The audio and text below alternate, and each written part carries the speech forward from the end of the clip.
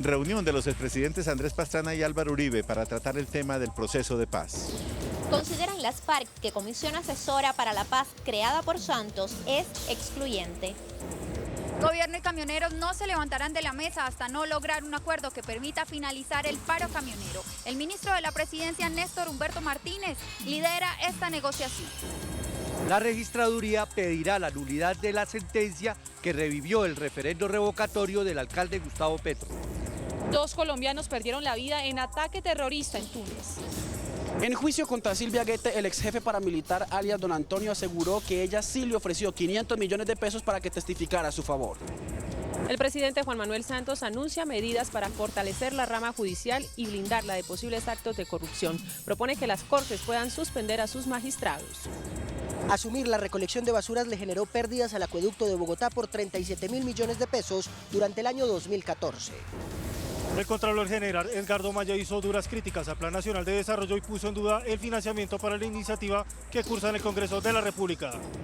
Vicepresidente Germán Vargas Lleras propone 9 APP para Bogotá sin costo y que sean analizadas por los candidatos a la alcaldía. Gran resumen sobre el juego esta noche entre Santa Fe y Mineiro.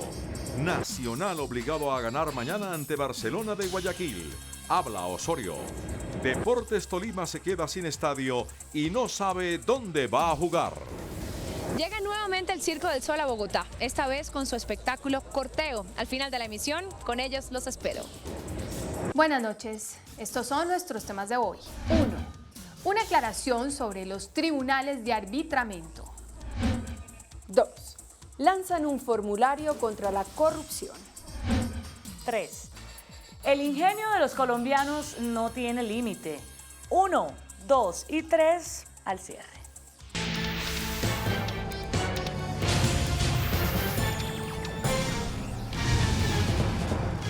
Buenas noches. Los expresidentes Andrés Pastrana y Álvaro Uribe se reunieron en Bogotá en el primer encuentro que sostiene el líder del Centro Democrático con un miembro de la nueva Comisión Asesora de Paz. Pastrana dijo a CMI que el senador Uribe mostró buen ánimo para aportar sus ideas en procura de la paz de los colombianos. En el apartamento de la vicepresidenta del directorio conservador Ángela Ospina, los expresidentes Andrés Pastrana y Álvaro Uribe y el excandidato Óscar Iván Zuluaga se reunieron y hablaron largo sobre el proceso de paz. Sí, muy buena, sí, estuvimos hablando. El presidente hace algunos días expresó su interés de hablar conmigo sobre sus preocupaciones, sobre el proceso de paz, las conversaciones en La Habana, el futuro del país. Y bueno, fue una charla bastante larga, estuvimos cerca de 2 horas compartiendo y intercambiando opiniones sobre el proceso de paz en La Habana. El expresidente Pastrana dice también que ve con buen ánimo al expresidente Álvaro Uribe, que quiere colaborar con sus opiniones a mejorar el proceso de paz. Sí, él había dicho, y Óscar Iván también estuvo presente, ellos tienen una serie de críticas, una serie de planteamientos para hacer. Ellos quisieron compartirlos conmigo, en algunos hemos coincidido, en otros posiblemente podamos tener diferencias, pero yo creo que fue importante pues esta conversación que permite pues conocer otros puntos de vista también y más en profundidad sobre las conversaciones en La Habana. El señor Pastrana Arango dijo que le corresponde al presidente Santos resolver si invita o no al expresidente Uribe a formar parte de la Comisión Asesora de Paz.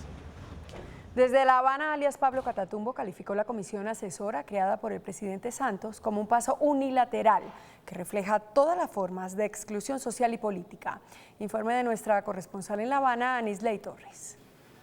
El ciclo 34 de diálogos de paz comenzó hoy en La Habana luego de un receso en el que se produjeron 2 importantes anuncios por parte del presidente Juan Manuel Santos. Primero, la suspensión de los bombardeos aéreos a los campamentos de las FARC durante un mes y segundo, la creación de una comisión asesora para la paz. Precisamente sobre esta comisión se pronunció esta mañana la delegación insurgente al considerar que es excluyente y no representa a la totalidad de los sectores de la vida nacional colombiana. ¿Por qué entonces, si se supone que el gobierno representa a la nación y no solo a una parte de ella, el presidente Santos no se decide por incluir a las nuevas fuerzas políticas y sociales que hoy conforman la escena nacional? ¿Por qué no hay en su comisión asesora voceros de la Cumbre Agraria, organización que representa al 80% del campesinado colombiano? ¿Por qué tan limitada representación del movimiento sindical, la ausencia del movimiento estudiantil, de las organizaciones étnicas, de las agremiaciones femeninas, de los ambientalistas o del Frente Amplio que lo ayudó a reelegir. Gobierno y FARC concentran sus esfuerzos ahora en el borrador sobre el tema víctimas y en nuevas acciones para el desescalamiento del conflicto. Desde La Habana, Cuba, Anisley Torres, CMI, La Noticia. El senador Roy Barreras anunció que la Comisión de Paz del Congreso impulsará un proyecto de ley para sustituir el servicio militar obligatorio por un servicio social para la paz. Con reuniones junto a asociaciones juveniles y la misma Presidencia de la República, la Comisión de Paz del Congreso presentará un proyecto de ley que busca reformar la obligatoriedad del servicio militar. Impulsando un proyecto de ley de los jóvenes para buscar la sustitución del servicio militar obligatorio por servicio social para la paz. Según el también copresidente de la Comisión, Roy Barreras, hay que repensar el conflicto si se firma un acuerdo de paz. Nosotros no queremos jóvenes para la guerra, eso está claro. Y nos parece que es hora de repensar el papel de los jóvenes en la paz y el posconflicto. Lo ideal del proyecto es que los jóvenes presten el servicio social en áreas estratégicas del posconflicto. Es inminente un acuerdo entre el gobierno y los camioneros que adelantan un paro desde hace 24 días. Las partes adelantan una reunión en el occidente de Bogotá. Lorena Granados, buenas noches. Detalles del encuentro. Buenas noches, pues el gobierno y los transportadores de carga continúan en la reunión y ambas partes se han comprometido a no levantarse de la mesa hasta tanto no se logre llegar a un acuerdo que permita levantar ese paro camionero. El ministro de la Presidencia es quien ha liderado todo este encuentro y se ha comprometido con los camioneros a darles una solución integral. En un diálogo muy franco, muy amable, muy constructivo, y el compromiso de las dos partes es no levantarse de la mesa hasta que hayamos llegado a un acuerdo. El arreglo es muy complejo, no se trata de un solo punto, de un solo párrafo, porque lo que buscamos es una integralidad que le asegure además a la industria un futuro de largo plazo. Por su parte, el vocero de los camioneros hizo un llamado a las bases en las diferentes regiones para que mantengan la tranquilidad y cumplan con el pacto de no agresión que hicieron con el gobierno nacional. Y de parte de los transportadores, manifestarle a nuestros camioneros en todo el país que permanezcan muy tranquilos, que de ayer para hoy hemos estado en una armonía que hay que sostener, eso sí, firmes en la inmovilización, pero en armonía. Inés María, hay que recordar que este paro camionero ya completa 24 días y hay sectores productivos bastante afectados con pérdidas grandes, y hoy justamente Fedegan hizo un reporte de cuál es la situación de los lecheros del país. La zona central estuvo muy afectada.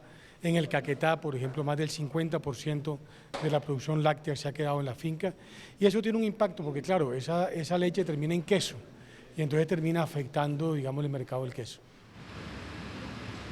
Ambas partes nos han manifestado que esperan que esta misma noche o en las próximas horas se pueda llegar a algún acuerdo que permita levantar ya este paro camionero. Nosotros continuaremos desde el occidente de Bogotá informando lo que suceda en esta reunión. Lorena Granados, CMI, La Noticia. Seguiremos muy pendientes, Lorena, gracias. Entre tanto, importantes corredores viales del país permanecen custodiados por la fuerza pública para garantizar el trabajo de los camioneros que no participan del cese de actividades. Durante cada día en 4 puntos del departamento partirán caravanas con destino hacia el sur de Colombia, Buenaventura y el interior del país. Las primeras saldrán a las 6 de la mañana, la siguiente al mediodía y una más en la tarde, para un total de 12 diariamente. Para tener un cubrimiento de aquellos lugares donde hemos evidenciado como críticos y desde donde se han venido afectando a algunos transportadores. En pequeños grupos, a plena luz del día y escoltadas por tierra y aire, 2 caravanas de camiones con productos perecederos, combustibles y bebidas están saliendo a diario de carreteras de Santander hacia la costa atlántica, Cúcuta, Magdalena Medio y el interior del país. Atendiendo la orden presidencial de la militarización de las vías por el paro camionero, tropas de la 7ª Brigada del Ejército fueron desplegadas en la vía Bogotá-Villavicencio. Con recorridos constantes por la vía, esperan brindar tranquilidad a los transportadores. Estamos hablando, yo creo que unos 2.000 hombres en todo el territorio nacional que se suman al esfuerzo que diariamente hacen las fuerzas militares y la Policía Nacional en carreteras. Desde las primeras horas del día, cientos de tractocamioneros se dieron cita en el kilómetro 27 en la vía al mar para salir en caravana escoltada por la policía. La idea es velar que la mercancía que salga desde el puerto de Buenaventura llegue sin contratiempos a sus destinos. El registrador Carlos Ariel Sánchez anunció que le pedirá a la Corte Constitucional la nulidad del fallo de tutela que revive el referendo revocatorio del mandato del alcalde de Bogotá, Gustavo Petro. Razones jurídicas y económicas expondrá el registrador para tratar de evitar la realización de esta consulta. El registrador nacional Carlos Ariel Sánchez anunció que llevará a la Sala Plena de la Corte Constitucional sus razones jurídicas y económicas para solicitar que no se acepte la tutela que revive el referendo revocatorio del mandato de Gustavo Petro. Frente a ese gasto, precisamente tanto el Consejo de Estado como la Corte Suprema de Justicia habían señalado que cuando la registraduría dio por terminado, suspendió este proceso de revocatorio, lo hizo en aras precisamente de no actuar irresponsablemente. Para el gobierno no se justifica semejante gasto para un alcalde cuyo mandato agoniza. No parecería lógico ni conveniente que cuando estamos a 6 meses de elegir un nuevo alcalde de Bogotá, la ciudad se meta en ese proceso. Por su parte, el alcalde Petro dijo que seguirá gobernando y está dispuesto a afrontar el referendo. Nos invitan a una campaña, estaremos en una campaña. El registrador inició hoy mismo la preparación del referendo que, si no lo anula la Corte, se realizaría en mayo o junio próximos a un costo de 40.000 millones de pesos. Un ataque terrorista en Túnez deja un saldo trágico de 22 personas muertas. Entre las víctimas se encuentran 2 colombianos, la esposa y el hijo del general del ejército José Arturo Camelo. El ataque se desató en el Museo Bardo, ubicado en el corazón turístico de la capital de Túnez, luego de que varios hombres trataran de ingresar armados al parlamento de esta población y fueran rechazados a tiros por la seguridad del recinto. Una vez en el museo, hacia donde huyeron, no solo abrieron fuego, sino que tomaron como rehenes a un grupo de turistas. El tiroteo dejó 22 personas muertas, entre las que había sudafricanos, polacos, italianos, alemanes, españoles, por supuesto tunecinos, y 2 colombianos. 2 de los agresores fueron abatidos durante el cruce de fuego con las autoridades locales. Los 2 colombianos que perdieron la vida en el atentado son Miriam Martínez y Javier Arturo Camelo, esposa e hijo del general en retiro José Arturo Camelo. Fuentes consultadas por CMI señalaron que la familia Camelo Martínez se encontraba de tour vacacional por Europa y que el mismo culminaría en Túnez. De la familia solo sobrevivieron el general y su otro hijo, quienes también viajaron. Javier Arturo Camelo era profesional en finanzas, gobierno y relaciones internacionales, había terminado un MBA en España la semana pasada y vivía hace un tiempo en Sydney, Australia, donde culminaba su preparación. Por su parte, Miriam Martínez era odontóloga de la Unidad de Sanidad Militar. Al parecer, este tour era un reencuentro familiar. El general José Arturo Camelo es abogado y actualmente se desempeña como decano de la Facultad de Derecho de la Escuela Militar José María Córdoba. Además, fue por varios años el director de la Justicia Penal Militar. La Cancillería colombiana condenó el atentado terrorista registrado en Túnez, en el que perdieron la vida 2 nacionales, y dijo que se le brindará a los familiares de las víctimas todo el apoyo que requieran. La Cancillería, a través de un comunicado, manifiesta las condolencias por la muerte de los familiares del general en retiro del ejército, José Arturo Camelo. Señala que condena y rechaza enérgicamente este atentado en el que fueron asesinados, además de los 2 connacionales, otros turistas, y reiteran su más categórico rechazo a los actos terroristas y de violencia. En las próximas horas, funcionarios de la Embajada de Colombia en Argelia viajarán a Túnez para encargarse del proceso de repatriación de los cuerpos de las víctimas. El presidente Juan Manuel Santos también se manifestó a través de su cuenta en Twitter. Lamentamos muerte de 2 colombianos en Túnez y ofrecemos condolencias a su familia. La Cancillería está trabajando en su repatriación. Hasta el momento, la autoría del ataque terrorista perpetrado en el centro de Túnez es una incógnita. Analistas internacionales han señalado que podría tratarse de una respuesta a las diferencias ideológicas y sociales que dividen al mundo musulmán y que han propiciado la creación de células extremistas. A partir del estallido de la primavera árabe en 2011, la situación de países como Túnez se transformó en escenario perfecto para el surgimiento de células extremistas del Islam que luchan entre ellas y contra el establecimiento para imponer sus normas radicales. Estas células extremas pretenden la creación de un Estado islámico y volver a la ley islámica fundamental. Y como ellos se perciben como una comunidad que practica la misma religión, por esa razón se explica que células puedan atacar en cualquier país donde haya musulmanes. La reciente aparición del grupo terrorista autodenominado Estado Islámico en Irak y Siria impulsó a muchos de estos grupos a establecer los principios defendidos por la rama más radical del Islam en los lugares donde se encuentran. Los principales actores de estos enfrentamientos son las facciones chiita y sunita, dos ramificaciones del Islam, la primera más ortodoxa que la segunda, aunque las dos cobijadas por las leyes del Corán, el libro sagrado de los musulmanes. Desde el punto de vista militar y político, hay más desarrollo del extremismo sunita, habiendo también de los chiitas. En Túnez, la película puede ser también sunitas extremistas atacando a un gobierno sunita moderado. El ataque perpetrado en el Museo del Bardo, en el centro de la capital tunecina, fue llevado a cabo por dos hombres armados que intentaron asaltar el Congreso Nacional y al verse acorralados se escondieron en este edificio cercano. Allí tomaron a decenas de visitantes como rehenes y asesinaron a 17 extranjeros y 2 tunecinos. Entre las víctimas están 2 colombianos. En el inicio del juicio por soborno contra la exrectora de la Universidad Autónoma del Caribe, Silvia Guete, el ex jefe paramilitar alias Don Antonio aseguró que Guete le ofreció 500 millones de pesos para que cambiara su versión sobre el crimen del ganadero Fernando Cepeda. El ex jefe paramilitar Edgar Ignacio Fierro, alias Don Antonio, aseguró que la exrectora de la Universidad Autónoma del Caribe, Silvia Guete, le ofreció una gruesa suma de dinero para que cambiara su versión y testificara a su favor dentro del proceso por el crimen del ganadero Fernando Cepeda ocurrido en 2003 en Barranquilla. Quería el doctor Arcadio Martínez que yo cambiara una versión que di en Justicia y Paz. Me ofreció 500 millones de pesos para que cambiara esa versión. Según el ex jefe paramilitar, nunca quiso recibir dicho dinero, aunque fuera una tentación.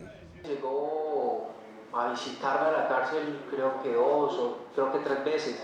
La ex rectora universitaria se encuentra privada de la libertad en la cárcel El Buen Pastor de Bogotá. Una jueza de ejecución de penas de Justicia y Paz le negó la libertad al ex jefe paramilitar del bloque Elmer Cárdenas, Freddy Rendón Herrera, alias El Alemán. El ex jefe de las autodefensas solicitó la libertad argumentando buena conducta, reparación a las víctimas y cumplimiento de la pena.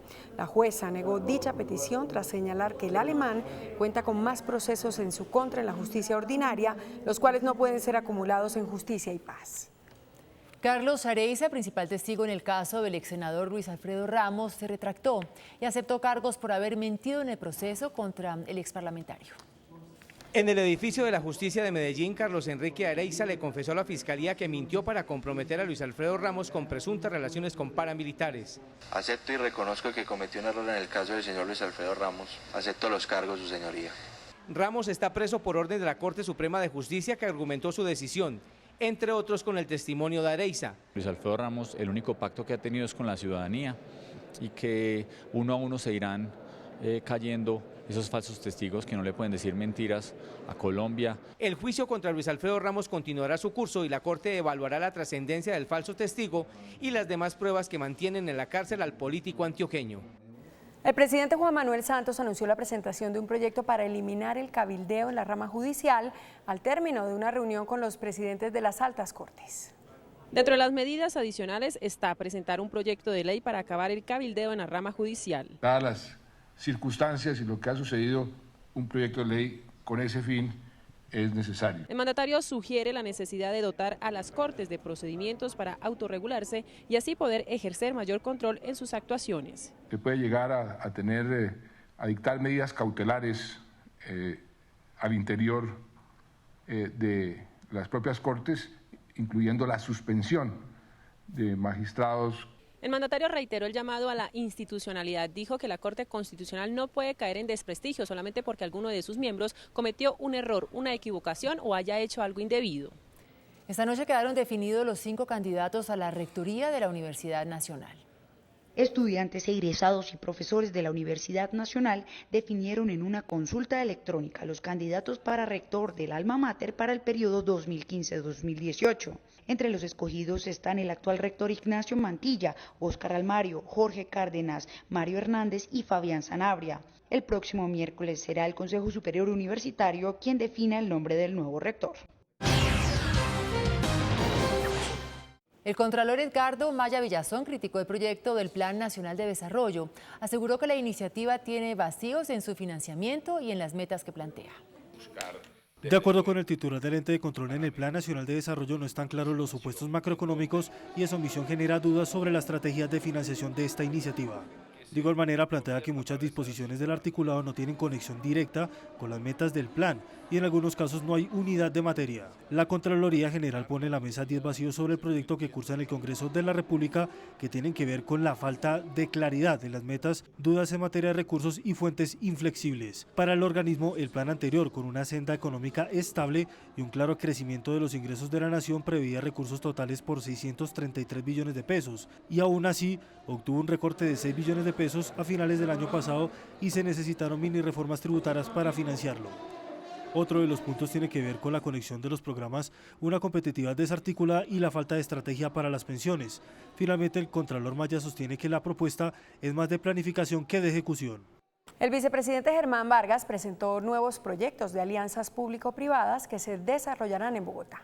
Con críticas a la actual administración de Gustavo Petro, el vicepresidente presentó nuevas asociaciones público-privadas para Bogotá. Y hasta el momento el actual alcalde no nos ha dado respuesta. Se trata de la calle 190 hasta Briceño, Boyacá, con 5 carriles en cada sentido. La carrera séptima desde la misma altura para empatar con la avenida Caro en doble calzada. La salida por la calle 80 hacia Villeta. Bogotá-Fontibón con un tercer carril. La vía Fontibón-Mosquera que incluye doble calzada de Mosquera a Facatativá. Necesitamos con más urgencia que nos autoricen la entrada a Bogotá por Soacha.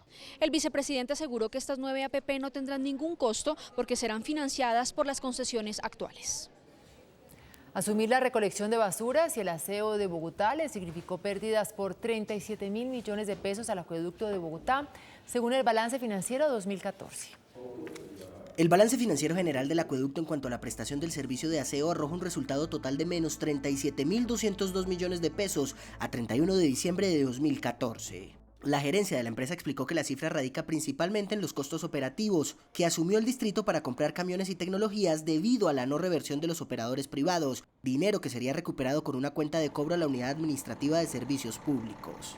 En consecuencia, el acueducto gastó más de lo que el convenio le facultaba, obviamente con la autorización de la UAS.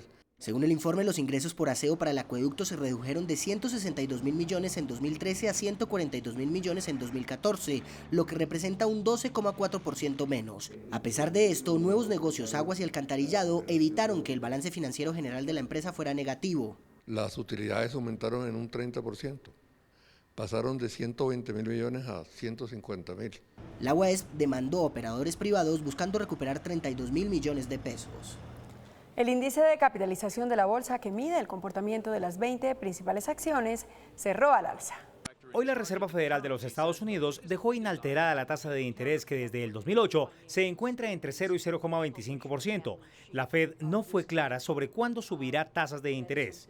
Los principales índices bursátiles de los Estados Unidos cerraron con ganancias. Por su parte, el índice Colcap de la Bolsa de Valores de Colombia avanzó 1,26%. Canacol Energy fue la acción más valorizada, subió 11,50%.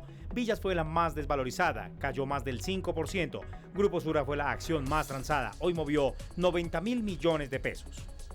El precio del dólar perdió 26 pesos. Indicadores económicos del día en CMI. La tasa representativa del mercado dólar-peso que regirá para mañana jueves será de 2.651 pesos con 49 centavos.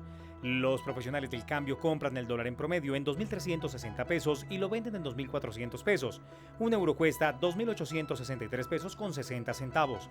La libra de café colombiano cerró en Nueva York en $1,40. La libra de azúcar en el mercado internacional cerró en 12,73 centavos de dólar. Un barril de petróleo WTI cuesta $44,76 centavos. Una acción de Ecopetrol cuesta 1.925 pesos. Y ya en tiempo de descuento, Santa Fe pierde en el Campín con Atlético Mineiro. Ya volvemos. Desde el preestreno de Corteo, el nuevo espectáculo que el Circo del Sol trae a Bogotá, los espero después de comerciales.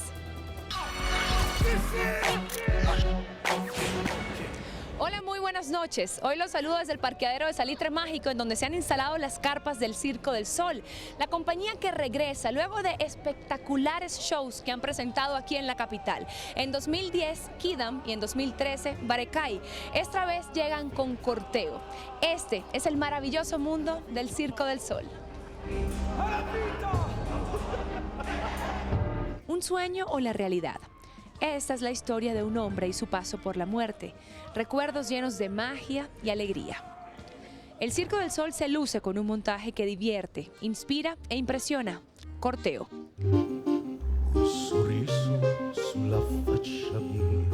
A lot of Cirque du Soleil shows, the characters are masked and have makeup. In this, here we see real people on stage going through real events, experiencing real emotions and relating to one another and working together as a community. Con un montaje novedoso en el que el público se divide en dos y el escenario está en el medio, Corteo muestra la fiesta que es la vida y apuesta a la imaginación sin límites.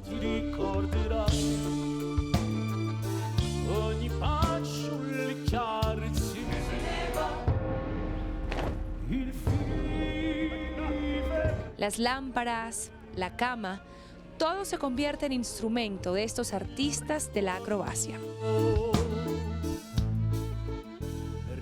El que persevera alcanza. Eso lo puede decir Guy Laliberté, el creador del imperio del Circo del Sol, un artista callejero que llevó su arte a todas partes del mundo.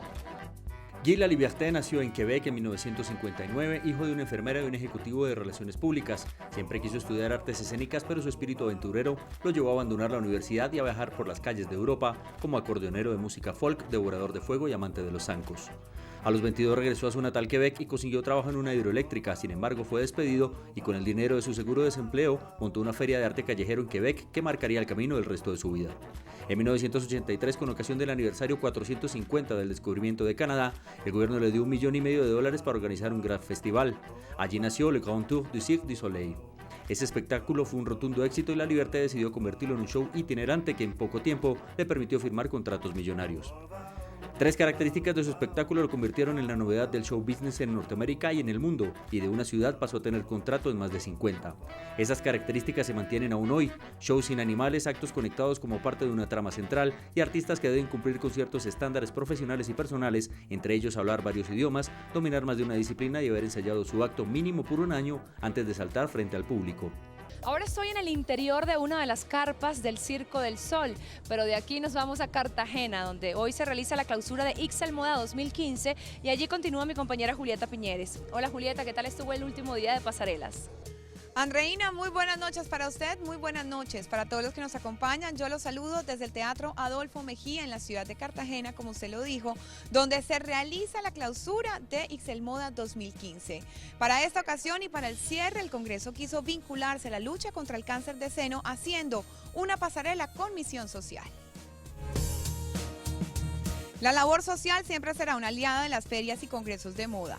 Ixelmoda incluyó en su parrilla la colección Modo Rosa, donde diferentes diseñadores se unen a la lucha contra el cáncer de seno. Prendas de baño para hombres y mujeres invadieron la pasarela. Los vestidos de baño para las mujeres con estructuras en copa fueron la tendencia predominante, así como los talles a la cintura. Siluetas que evocan décadas pasadas de mucha sofisticación. Andreina, esa ha sido toda la información desde Cartagena y en este cubrimiento especial de Ixelmoda 2015. Nos vemos mañana muy puntuales a las 7 en un flash desde Bogotá. Les deseo a todos una feliz noche. Chao, chao. Hoy en España hay una gran polémica, todo por causa de una escultura en la que se recrea a Juan Carlos I en una sugestiva escena.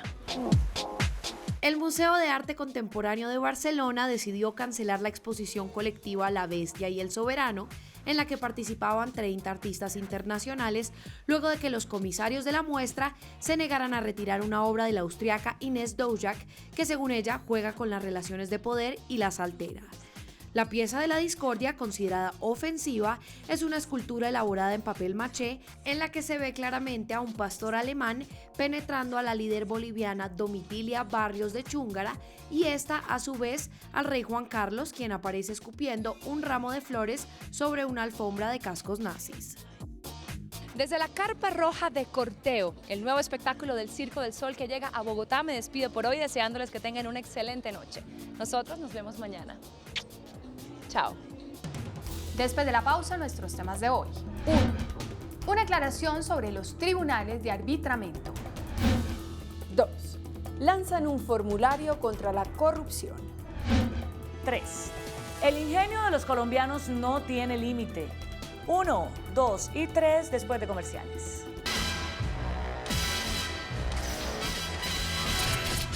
Estos son nuestros temas de hoy. 1. La Cámara de Comercio de Bogotá aclaró hoy el tema de la repetida presencia del abogado Rodrigo Escobar Gil en los tribunales de arbitramiento.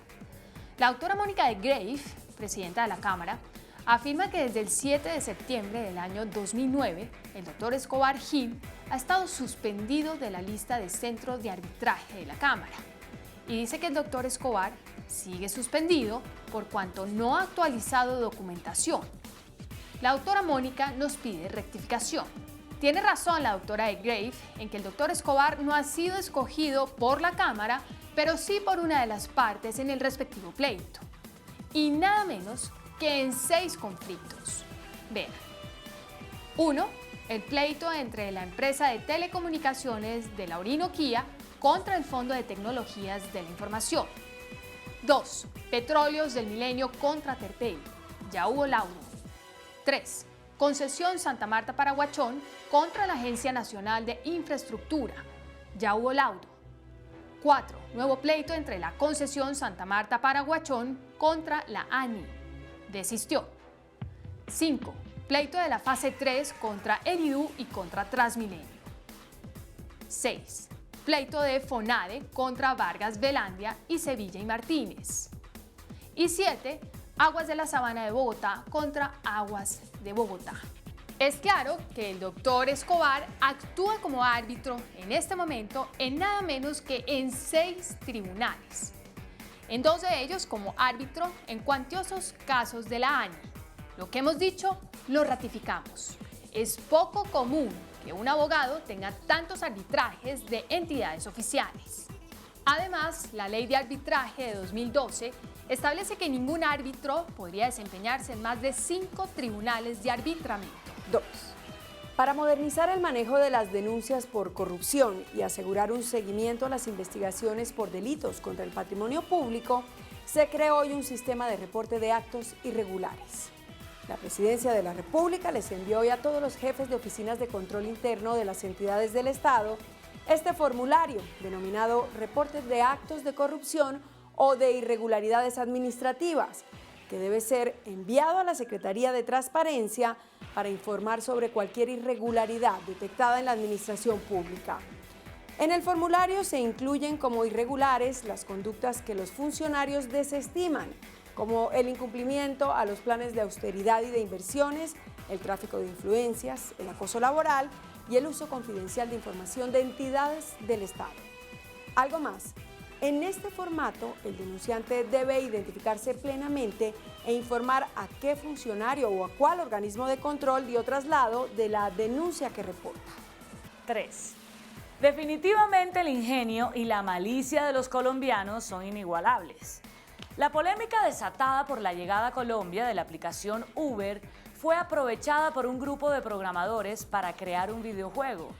Se llama Uber versus Taxis y tiene hasta banda sonora, interpretada por un grupo que se denomina Los 50 de Uldarico, en alusión a Uldarico Peña, gerente de Radio Taxi Aeropuerto y hace más de 50 años líder de taxistas.